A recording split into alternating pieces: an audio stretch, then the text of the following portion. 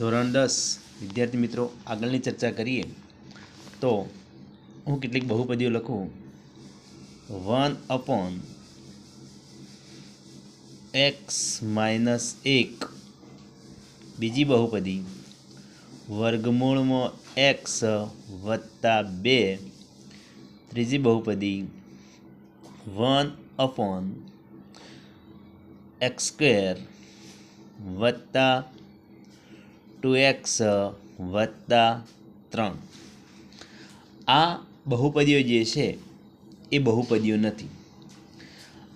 આવી જે અભિવ્યક્તિ હોય તે બહુપદીઓ નથી. પ્રશ્ન એ થાય કે આ બહુપદી કેમ નથી? તો મિત્રો અહીંયા એક વાત તમે સમજો કે અહીંયા x જે છે ને એ 1/(x-1) છે. એટલે તમે આને જો અંશમાં લઈ જાઓ તો એની ઘાત જે છે એ માઇનસ છે. હવે એટલે કે જે બહુપદી હોય એની ઘાત ઋણ હોવી જોઈએ નહીં. એના કારણે આ બહુપદી જે છે એ બહુપદી નથી. 1/(x-1) એ બહુપદી નથી. અહીંયા આ બહુપદી કેમ નથી? તો જે આ x ચલ છે એ x ચલની જે ઘાત છે એ વર્ગમૂળ છે. એટલે વર્ગમૂળ હોય તો એની ઘાત જે છે એ આપણને અપૂર્ણાંક મળે. એટલે કે એની ઘાત શું થાય? તો કે x 1/2 વત્તા 2 થાય. વર્ગમૂળ દૂર કરો તો આ જે છે એ અપૂર્ણાંક ઘાત મળી xની, માટે એ બહુપદી નથી.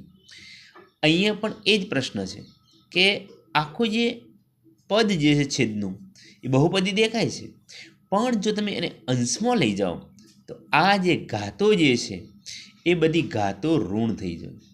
અને ઋણ થઈ જાય તો જેની ઘાતો ઋણ થાય તે બહુપદી ગણી શકાય નહીં.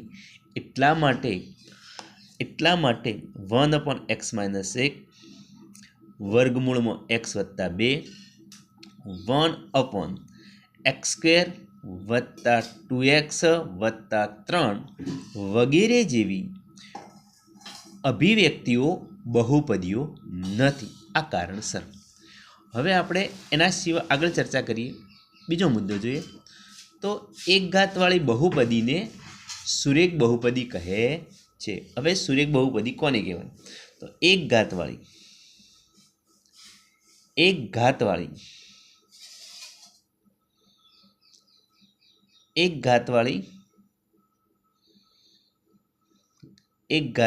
બહુપદીને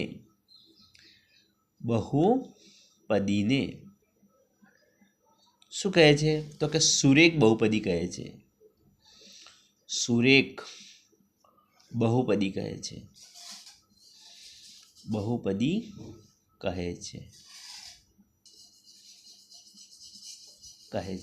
સમજો, એક ઘાતવાળી બહુપદીને સુરેખ બહુપદી કહે છે. ઉદાહરણ તરીકે જોઈએ તો 2x-3 વ્યાખ્યા શું છે? તો એક ઘાતવાળી બહુપદીને સુરેખ બહુપદી કહે છે. x જે છે એની ઘાત કેટલી? ભલે લખાતી નથી પણ એની ઘાત એક જ છે, માટે આ બહુપદી જે છે 2x-3 એ સુરેખ બહુપદી છે.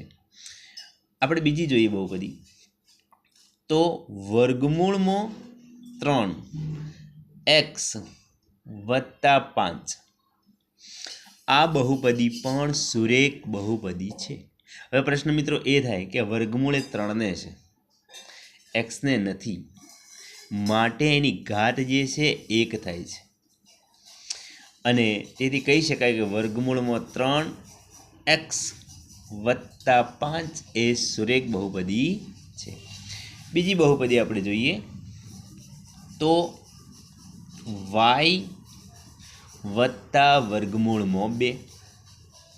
અહીંયા પણ તમે જોઈ શકો છો yની ઘાત એક જ છે. અહીંયા અચળ પદ જે છે એ વર્ગમૂળમાં છે, માટે આ પણ સુરેખ બહુપદી થશે. હવે આગળ જોઈએ બીજી બહુપદી x -